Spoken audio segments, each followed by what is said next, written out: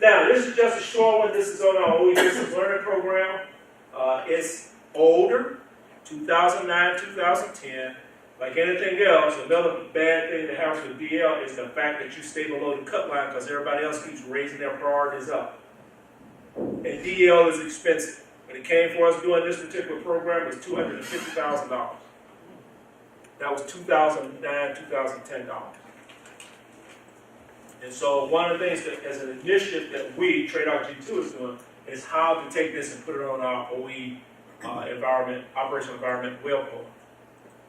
Why? Because we can change. We have the technology now that we can probably bring this back in and make it more effective for learning. And I'm going to show you part of that on that web portal before you guys get out today. This is how you can get to it. And oh, by the way, all of these slides and all this material is on the SharePoint site. So you can download it, you can use it. I just ask you that things that have proprietary information or copyright information, please carry that copyright over. Okay? Please carry it over in your particular products. That helps you out because you don't want to have somebody sue you for intellectual proprietary knowledge. All right? OE integration and trends. These are some of the trends that we saw over the past few years. When we first started out back in 2002 with the Quality Assurance Program, which was really good because we were finding out some things that were broken, mainly training and development that was broken within TradeOut. When you go to a class and you see, or you're doing a pre-accreditation assessment, and you see something with lesson plans and stuff that was dated 1989 at the time that you were looking at is 2004, there's something wrong. It's not current and relevant. And that's what we started finding that was out there, and it got better. The other thing is because we were doing what? Just coming out of 9/11, we were just going into OIF, OEF, even though the way we were talking about operational environment had started back in 1998, it was not catching in the system right away. However, from 2009 out, because we talked before, there was implement. That was the TradeOut commander, General Burns. Whole thing is implement on the stage, we'll let everything else catch up. But we said it's no longer implementation, it's now dynamic integration of OE. Because we've been through it, we've gotten a refresher, we're good to go. That's one of the reasons I'm out here. That's why. To get you basically what basic knowledge you had is to enhance that, answer questions, get you back up to snuff, and let you go. All right? And oh, by the way, I found out they said they're going to bring me back about every 2 years. And they said the reason why is to help the staff and help the development, to keep it continuous, because things change in an operational environment, things that you should know. All right? These are some of the OE innovations.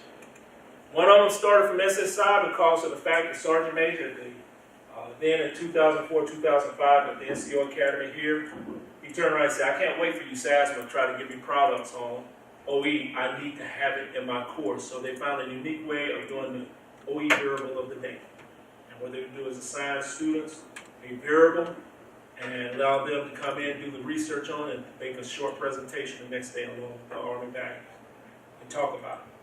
It helped. It was an innovative way.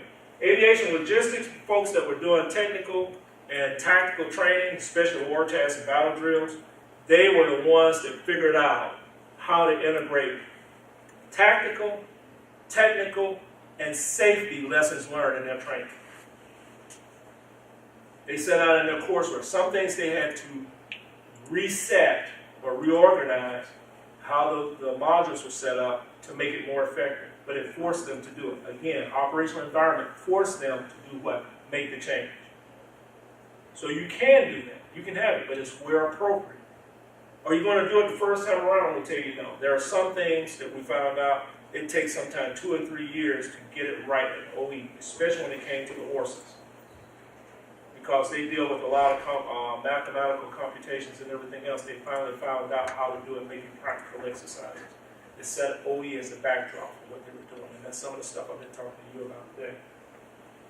However, on the Boyd model, John Boyd was a fighter pilot in the 1950s and 60s who developed a process of how he could gain an edge over an enemy pilot.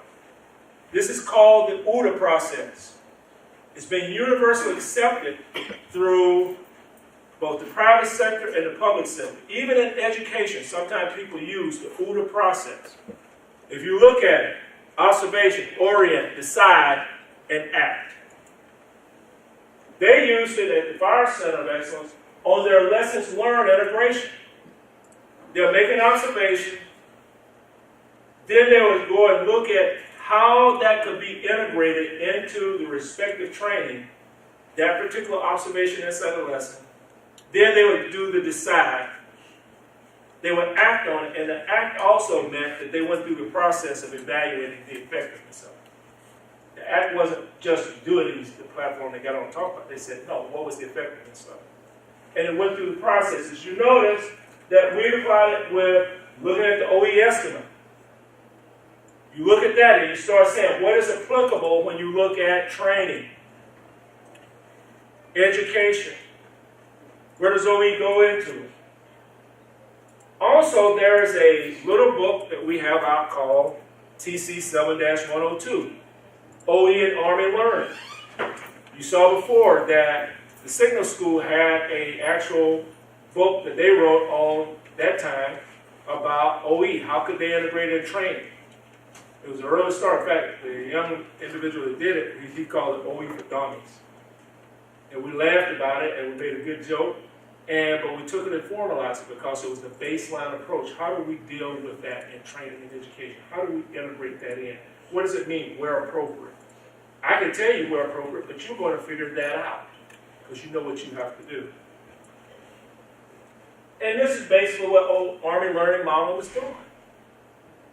The OE context itself is set, so you organize the learning for who? The learner. That's why it says learner-centric. It is not built for the instructor. I'm not the one being tested. I'm not the one being graded. Yes, I use the phrase to teach is to learn twice, but it's also there is to learn what? How to deliver, how to facilitate. Here's some of it in the learner-centered redesign, some things that just kind of gives you an idea. If you notice in the beginning, it says what? A collaborative approach.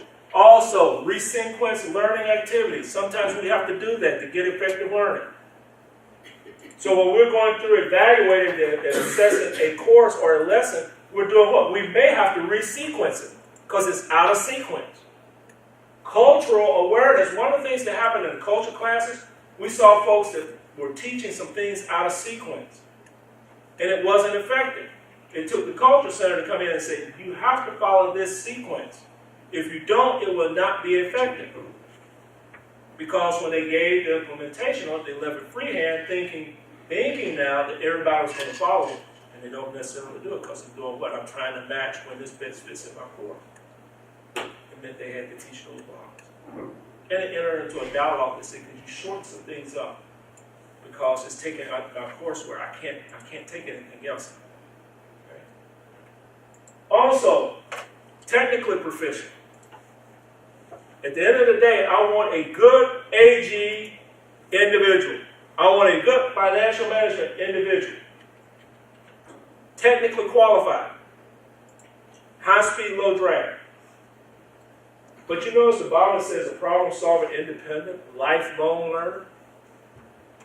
Lifelong learning occurs not only while you're on active duty, it occurs when you leave active duty. Having a hunger and a desire.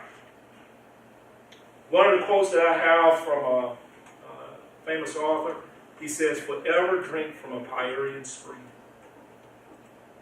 Always drink from the well of knowledge and wisdom. Student ownership. I gave you that problem, you guys owned it. You did well. Give yourself a thumbs up, okay? Because you did well on it. Some of you were sharing your experiences and starting to go along when we were talking about the fact of a need on it. I didn't give you the full length. In fact, one of the classes I was doing this on, it got tested. Because people were, you had some jokes going back and forth and says, well, what happens? And I'll give you a quick answer to it. One of the things one of the guys says, yeah, but I got to move. Well, how many buses do I have? Well, this is how many buses I have. This is the traffic that's going on. He said, I've been in Korea. This is what's going to happen in probably in the night. I got to get stuff from down in Taegu up. And oh, by the way, I got a block because I got to make sure nobody has a traffic jam. This is when I got to get to this specific point because this is where I got to get the ammo from. They were going through wargaming and talking through it. I let them go through it. Only thing I had to do was just kind of prod them along every now and then to keep them on context. Because what was happening, the dynamics was occurring in the classroom between the students that I'm dealing with, staff and faculty, that they were carrying the conversation. In fact, one of them turned around and said, "This is what I'm supposed to be talking about right now." In other words, he found an interest point into his lessons that he's supposed to teach. He'd been struggling for it. So that collaborative process occurs. And adding. I break everybody's heart as a true or traditional person. Adding remains there. No matter what you do, it is the skeleton that you put the meat on in developing learning products. I know they have SAT, they have all these other things, but if you really look at it in its context, it's a combination of steps. One of the things we had in earlier editions of 350-70 in its rewrite was a piece called Spiral Design. And that was based on the fact we had learned some hard lessons on how to rapidly develop lesson plans to get folks out. Some folks stayed with the added process because it's sequential. One of the things that I'm an advocate of is the fact that sometimes an experienced, and I only say experienced training developer, very seasoned, can combine steps. And I'll give you an example.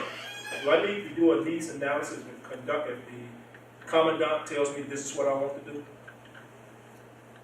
Maybe, but no, not necessarily. Not necessarily, but what we would have is folks that say, you got to do the analysis.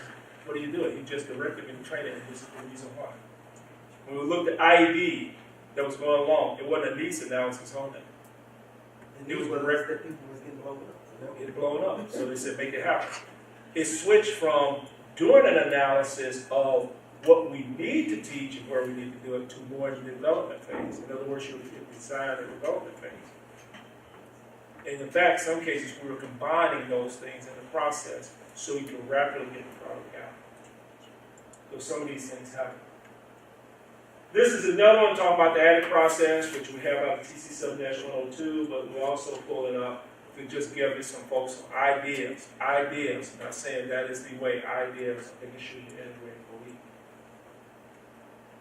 This one I keep from my days being when I was working on my master's in human resource development with both personnel management and training.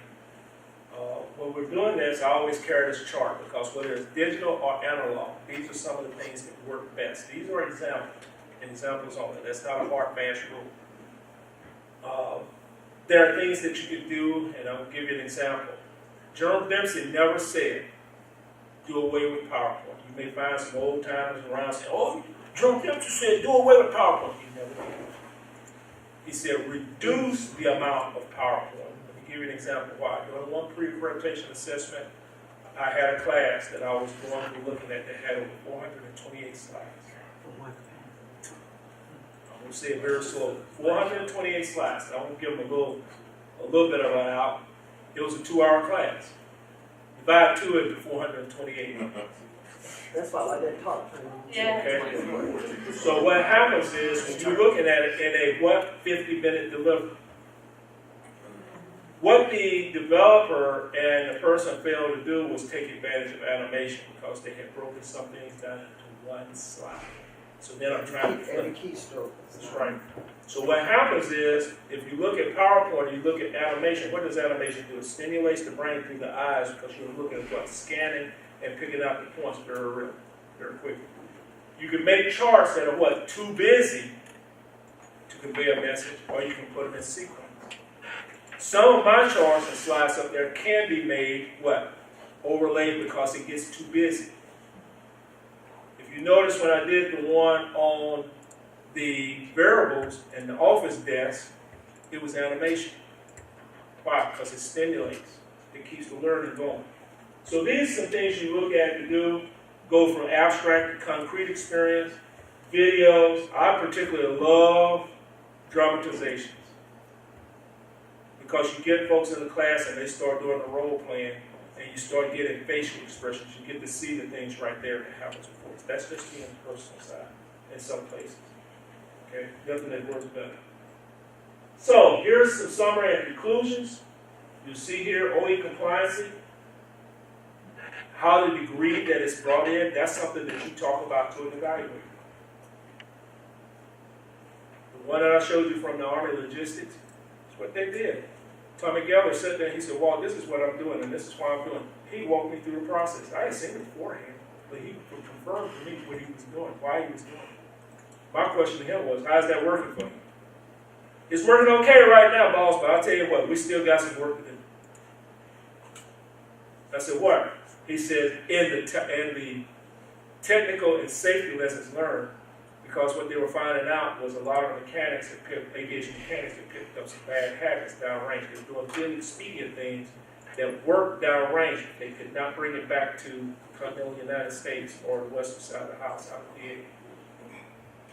Because they could go to jail or prison, more or less, because they violated the FAA. It worked good at VA, but you can't apply that out here. It's a safety consideration. All right. Also, you look here, you'll see that OE is a type into one theater. That should be what you should take away from this. And don't wait till the last minute and then call and say, well, can you help me do this? No, I can't really help you do this. I can talk you through something, but it's going to require experience. So from this, you should be able to go back through your instructional materials and start taking a hard look at what am I doing.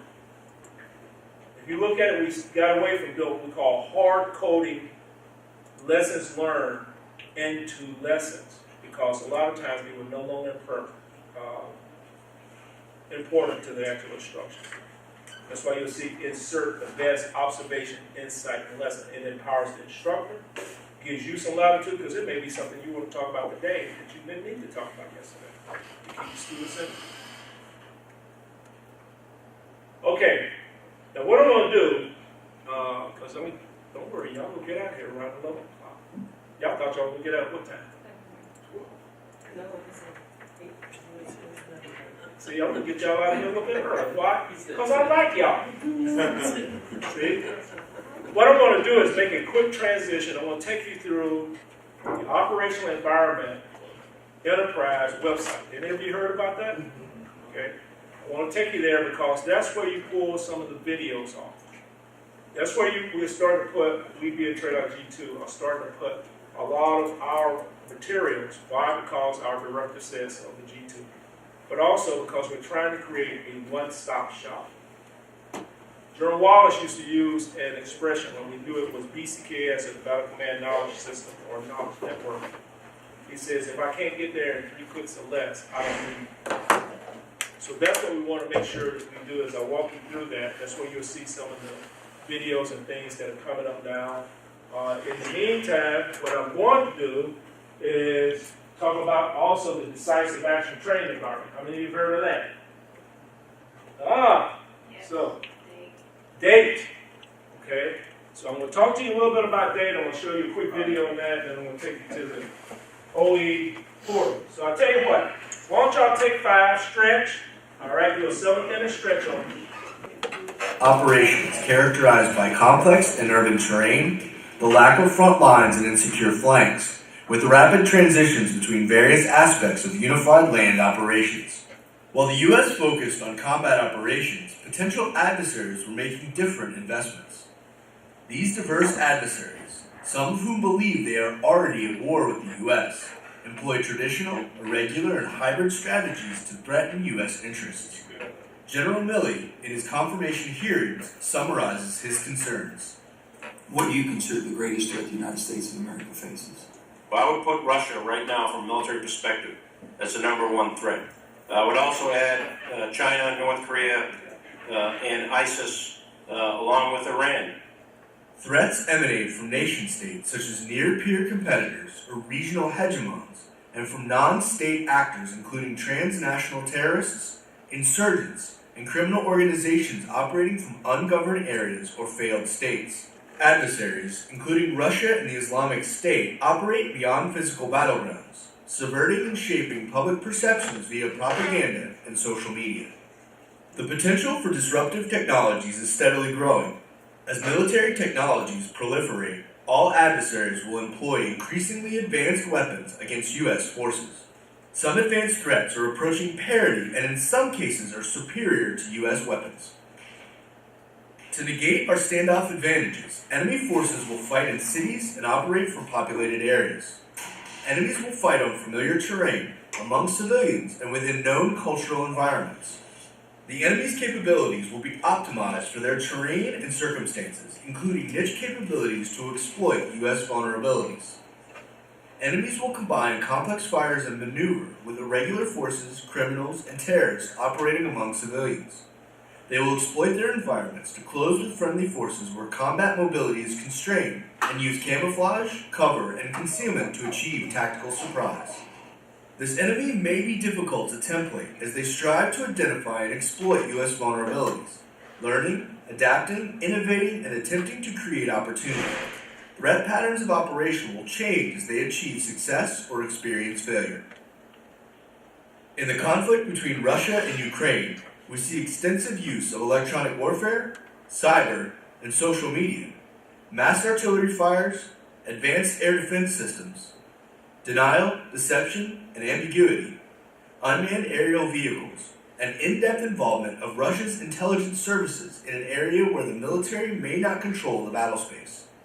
This shows the reemergence of a sophisticated, heavy hybrid threat the U.S. must prepare for. In the Middle East, threats are gaining military capabilities previously associated only with nation-states. Irregular forces are growing more capable as they adopt new weapons and tactics and achieve coordination previously only seen with conventional forces. Anti-tank guided missiles, or ATGMs, have emerged as one of the biggest killers on the battlefield. Advanced ATGMs are in the hands of Islamic State forces and Hezbollah. Hezbollah, in addition to advanced ATGMs and rocket-propelled grenades, has manned portable air defense systems, unmanned aerial vehicles, and a sophisticated mission command system.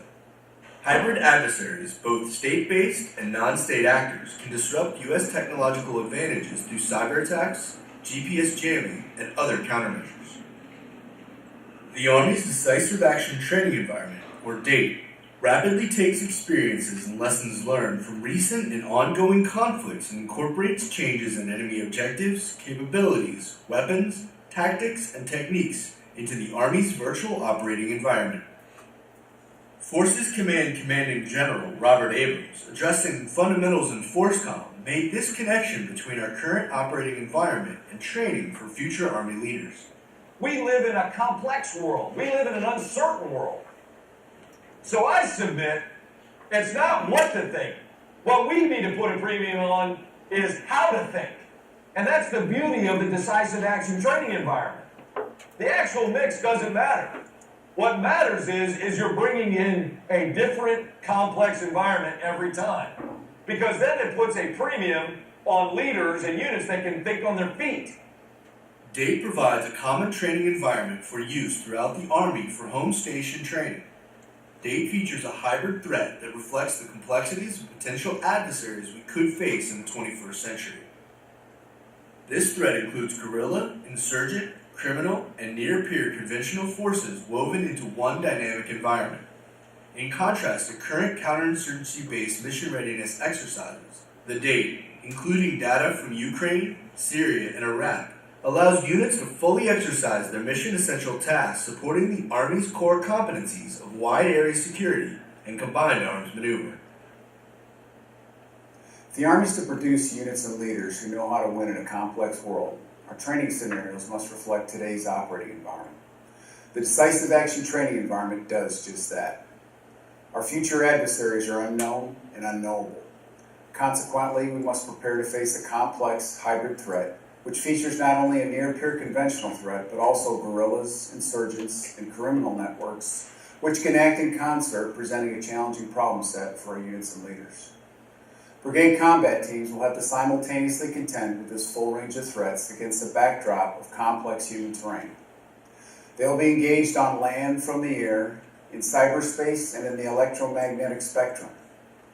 Our combat training centers, informed by the DATE, replicate an unpredictable complexity of the world today.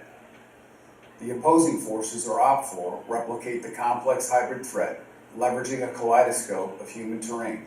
which is technically complemented by unmanned aerial systems, military information support operations, electronic warfare, and many other things.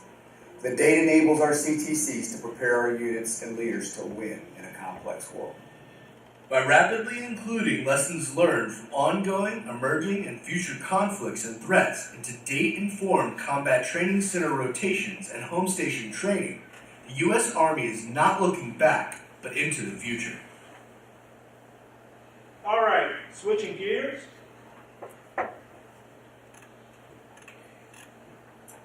Getting too good with this means that I'm gonna end up being stationed. That's all right, I'll be back home. Good part of the country. One of the things that we're learning from Dave, and the reason that we went to it, was primarily because of the fact that we needed something that would be used by our multinational partners in education. And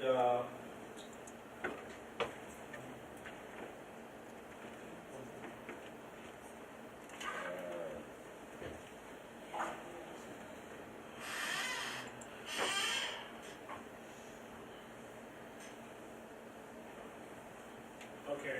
One of the things is that we noticed that, and again, you heard me talk earlier about the fact that we want to get you to where you have the basic skill sets and everything is applied. And it's doing what? Cutting down the learning curve before you deploy. Most of our adversaries says, don't allow the U.S. to build up the combat power. Make them commit early when they want to. Because we can no longer stay with the long lead time. Going to the days we found out in the first Gulf War, where we started out basically in about August and then started doing combat action until really around January. Then the Russians that were advising Saddam Hussein had basically said, don't allow the time to build up. Do what you got to do and then pull back. Because otherwise you're going to contend, or either you go in and attack them. So you see that data is being used there. You'll see right here, this is the Chief of Staff to Army Director, and everybody would go to data. Whether you're in training, education, or leader development, it's used as a backdrop. Date itself is the framework of conditions. Now you might be saying, well, how does an AG person fit in? How does a financial management? And how does a logistician? How does a graves registration or mortuary specialist fit in? Because you take those conditions and you frame a problem set for them. Scenario development is what you're using. We tried something back in the earlier versions around 2012, 2013 with Captain's Career Course, is what we call the multi-branch staff efforts. And it was to be able to allow every school to participate with their appropriate advanced course. One of the learning things that walked out of it was the fact that for the AG at that time, you were running basically 2 Captain's Career Courses a fiscal year. The rest of the Army, a lot of them, which you maneuver and everybody else, they were running 4 or 5, sometimes up to 6. Have more iterations. So the problem there became what?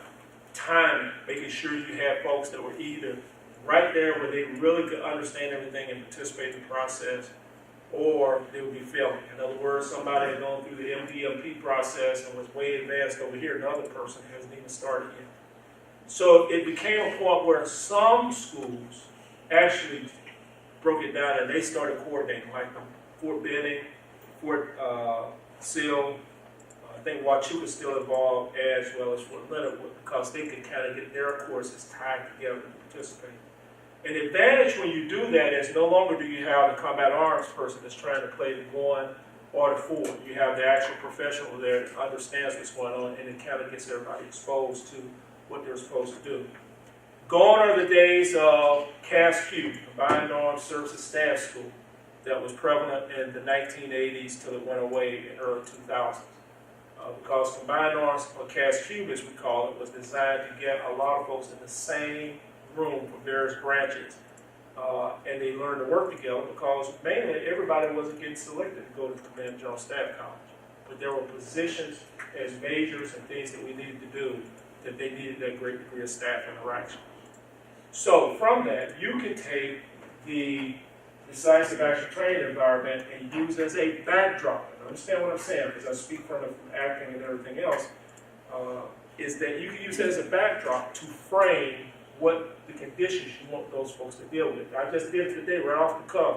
I didn't mention date, but I did it with what? With Korea. I took something that was very low key, put it out there, and allowed you to discuss, to drive to learn. That is a way you're doing it. But the reason we came up with date was because we needed something that puts everybody on the same sheet of music. You don't have to learn the same role that's played by one particular threat or adversary in date and then you go somewhere else and it's totally different. Okay? So you see what is date. I'm just going to kind of briefly go through this because again you have the slides and I think the video speaks for itself about what date is. But I'm going to bring you up to speed as to what is happening with date.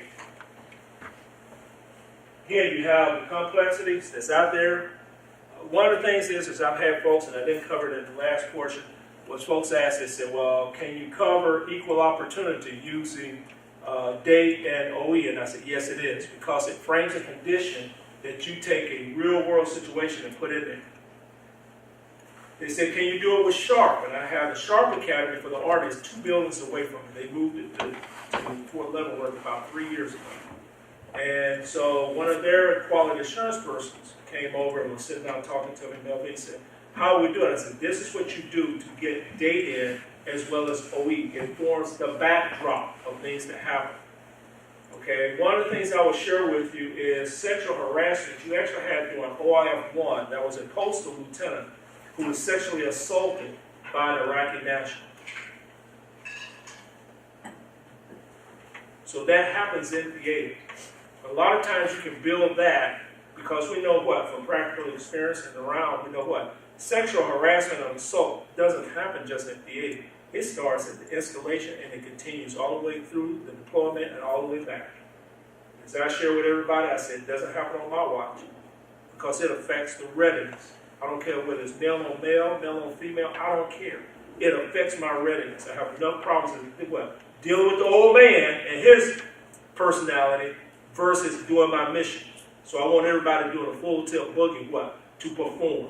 Because I want to bring you home. That's the attitude that you have to make sure you bring about. So when you're introducing those problem sets, you can say, this is what's going on.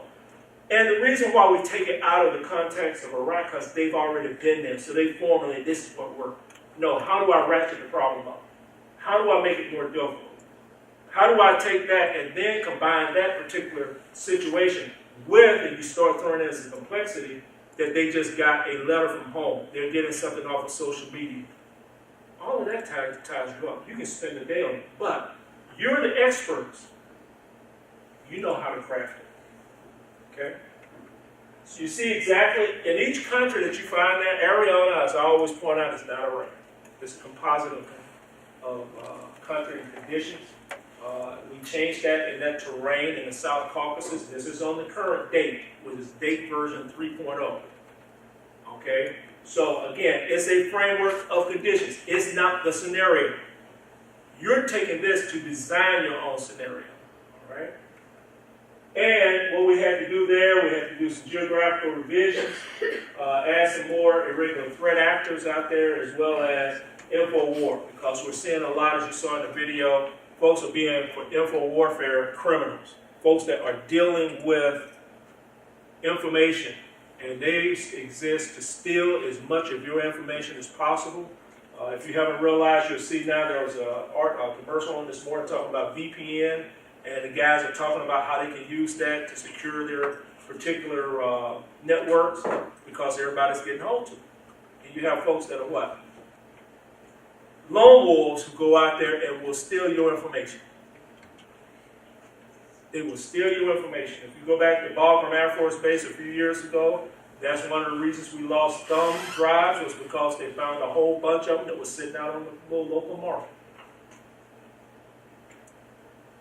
And it was not with classified information, it was with PII. So if I get your bank account numbers and knowing that most people do not change their passwords and everything else, and some of them are so simple as 1, 2, 3, 4, I'm serious. Talking to folks that crack the codes, and they said they can get in, and once they get it, they start making a linkage. Remember I said I hate remembering passwords? It's what we do as a human thing. We start using the same password over and over so I don't have to remember it. So if I get it, I've already broken the door to get in. One of the things that happen when we talk about military systems is because of the fact that if I can gain entry to one individual, I can get in the system. I put malware in and it starts to open up. During the Ukrainian crisis, some of the things that we learned, there was a young Ukrainian artillery officer who, like anything else, good-natured, wanted to develop an application that would bring up faster times for delivered artillery because it would do the calculation. This individual went as far as vetting who he was sending to, knew that they had the right addresses and everything else. Somehow the Russians got hold to that information and got hold to that app, and they were able to slide malware into it such that when anybody opened that app, it gave the geolocation away. Now, the ending of that story is they had some Ukrainian folks that happened to apply that app, and some of their survivors said what they saw was a UAV flying over. They thought they were detected by the UAV. They had been detected by electronic means. That's what they were talking about, electronic means. And they were able to locate them, send the UAV over for what we call dynamic retasking. One, to verify that the target was there, and to also do a battle damage assessment. The units disappeared in 5 minutes from the artillery strike. Such that currently, General Milley also talked about the fact of our brigade headquarters and the fact that it takes too long for them to move. We were doing some things that I can tell you real world from the Mission Command Center of Excellence. It was taking 55 hours for a brigade top to break down and to move and reestablish itself. 55 hours. As a former HHC commander, brigade level, forward deployed, if it took me longer than 20 minutes, my butt was fired. In those days, the signal platoon had to come in and do some things on their cables to remove. I had to make a prioritization on which vans to move the whole 9 yards. And it was 3 vans. ADCSs, the old man, the colonel's van, and the ops van. Those were the primary things that had to move. Even my tent was one of those that was last. One of the things we found out, that's the reason I was talking about the fiber optic cable and some of that in the beginning, was that a lot of our mission command boxes were built for what? Stationary, wasn't built to move. And that's why when you're talking about some things, when you're taking a tactical approach and an exercise where you take them in the field, you're trying to let folks know some of this will disappear. And also when I was talking about casualty rates. We won't go into a great discussion on that. I won't get near lunchtime, I won't need you to get sick. Okay, so we talked about here some of the geographical representations that changed to the date 3.0. And then some of the new threat actors, and we'll still move along kind of, because you can still see this. But what I want to get to is now the Chief of Staff of the Army told us, last year, told us via TRADOC G2, I want 3 regional dates and as well as the ones that we have existing now. So Date Africa is one that's being used. And we're in development right now. We have a team back in my office, back at Fort Leavenworth, is working the Date Africa. So it will be for the African campaign. If you ever understand anything about Africa, especially AFRICOM, AFRICOM, as folks say, will never exist as a headquarters in Africa. It sits in Italy and in Europe. One is because you don't want to basically pee anybody off. Everybody's your friend. You don't want to make anything because you can move it there. They have folks that's there as to do command and control, but you won't see the headquarters there. So the commander of AFRICOM sits where? In Europe. Also, we have Date Pacific. Basically in the region. It's not sitting directly on Korea, but it has that type of influence. Again, composite based, and then you'll see exactly what we're trying to get at there. If you understand anything right now in the world, the Chinese are a big player in the Pacific. A few years ago, when President Obama turned around, he said, we're pivoting to the Pacific. A lot of people lost their minds. They said, well, you know, we still need to be in Europe. He said, you don't understand. Chinese are trying to make sure for commercial shipping, in the Malaccan Straits, because that's where a lot of our commercial shipping goes through, that they actually reign supreme in there. That's the reason why you see the naval presence, the air presence. If you look at it, China also has on the western coast of Africa, they have some bases that are in that particular area. Why? Because they're maintaining a presence. Again, commercial shipping. So the Indian Ocean and the Pacific Ocean is open. Now, to us in the Army, we say, well, you know, we're not out there as a Navy, but it means that certain key components or islands in there may be able to be held. If you ever heard of a place called Diego Garcia, I would tell you to investigate that. I learned it from some folks that was actually stationed there. It's a base there, U.S. base. Actually, we land B-52, B-1s, and even, no, not B-2s, B-2s fly home, but B-1s as well as B-52s, which actually fly in and out. A little island in the middle of that Indian Ocean. Let's just put it this way. If you're going there, it's just like Kwajalein Island, if you ever figure that out, too. It's a nice place. Okay? Make sure that I can go there. And we also have Date Europe. This is a team that I'm leading. Right now, we're taking Europe. And you heard me talk before about Germany and all the, basically our NATO partners were taking an existing joint warfighting center, which is a NATO entity, and taking that, the basics that they have there and leveraging as much as possible to produce something that folks can use. The Command and General Staff College, General Lundy told them they will use a date-based exercise. They chose Date Europe. And right now we're moving ahead very, very carefully, but also rapidly, making sure that gets into their course, or they have to be ready to go in August. In fact, there's still folks who are collaborating with them right now, side by side, on the materials to make sure they can get it set for the course office. So when they leave their course, elected courses, they're able to, those authors are able to put it together. So you can see now that we'll have date while it's out there. They believe it. Our multinational partners love it. Like I said, I have a British liaison. We have a contingent that's in Australia right now doing a hybrid threats OE mobile training team. The guys got to go to Australia. They were picking a meeting and said, yeah, you just get to go to Fort Jackson. I said, that's okay. Not a long plane ride, and also I ain't getting no frequent flyers off for that one. Okay. But you do. But the thing is that's what's happening across the board. So, what am I telling you in the long run here? I'm going to get ready to close up here a little bit.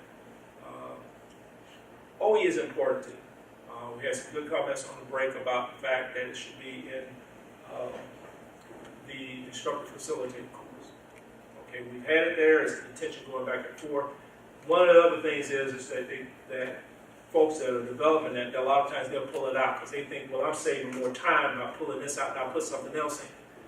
And we say, you don't understand. You haven't given instructions to the respective schools and centers to add this in or director to do this on their own. Because you're tailoring what I'm giving you to your respective coursework. I'm giving you the broad basis of it. It's like being on a buffet line and you're going to pick and choose whether you want steak, you want tilapia, whether you want pork chop. I don't care, but you're tailoring to what? Your needs. Then we come back and we see, how's that working for you? You have the requisite experience because you do this every day. You just need to know what? What are the ingredients in the cabinet, in the cupboard that you bake the cake with? I'm not going to tell you how the sequence of it, because what? You're the best cooks. You're the best ones with it. And one of the other things, I'm just going to show you the actual screen. I'm not going to spend a lot of time with it, but just let you know where to go to pick up a lot of the resourcing and what we do. And it's to the G27. And you'll see exactly the euro for it. Well, it helps Walter if you change it. You see it over here. Get a bad instructor again. We'll have to talk about you.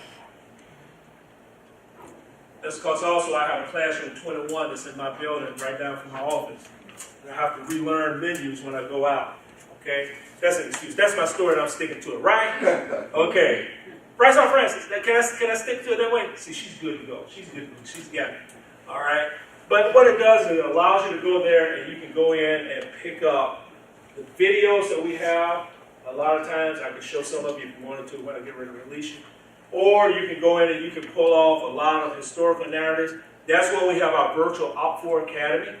So when you heard me talk about taking the COE Distance Learning course, that's one of the things that we're looking at doing is exploring where we move that based on some of the material I had, and then moving it over so you can actually do the OE training, so it's delivered. The key piece is to train your staff and faculty. So some other high points. Leave a good continuity book when you leave it. Tell why you changed a lesson or you injected something somewhere. Another one is to make sure that when you're doing the core, your developmental process, not only those notes, when you do a critical task site selection board, make sure you keep the minutes from it. That helps on accreditation. When I go through and I look and I say, did they consider OE in this task? A lot of times it's point blank, no. What drove this task being changed? You can involve the folks from TradeOut G2 to be able to do that. Yes, sir. Sorry to interrupt, sir. I need to see it, Captain Cyber. Oh, okay, go right ahead. Okay. I like that. That's like a good coordination. Oh, no, sir. Our coordination. Okay, that's all right. Thanks a lot.